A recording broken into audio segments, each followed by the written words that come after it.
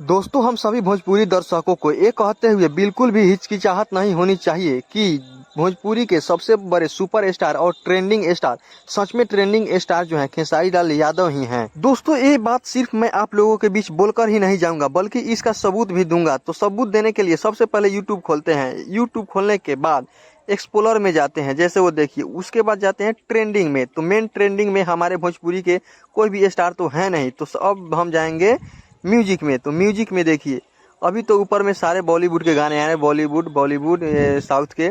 उसके बाद देखिए आप नीचे आएंगे, कौन सा सबसे पहले आएंगे खेसारी लाल यादव, जो मुरब्बा गाना है। मुरब्बा गाने को लेकर आए ट्रेंडिंग में खेसारी लाल यादव, म्यूजिक वाला ट्रेंडिंग जो कहते हैं उसमें। अब नीचे फिर देखिए, नीचे सेंट के सीसी खेसारी लाल यादव ही, इसमें कहीं भी पवन सिंह नजर नहीं आ रहे हैं। बल्कि देखिए आ गए रितेश पांडे आ गए, जो अपने भोजपुरी का सुपरस्टार है। और फिर नीचे देखिए नथुनिया, ये भी खेसारी लाल यादव का ही गाना है। और नीचे पवन सिंह कहीं भी नहीं है, ना ऊपर है। देखिए बस लास्ट है इतना ट्रेंडिंग वाला, म्यूजिक से ट्रेंडिंग जो गाना है वो लास्ट हो गया। लेकिन कहीं भी पवन सिंह नज़र नहीं आए। और अभी और देखिए, मतलब आप और देखिए, कहीं भी नज़र नहीं आ रहे हैं पवन सिंह। मतलब खेसारी लाल यादव ने पवन सिंह को ट्रेंडिंग लिस्ट से बाहर निकाल कर फेंक दिया है।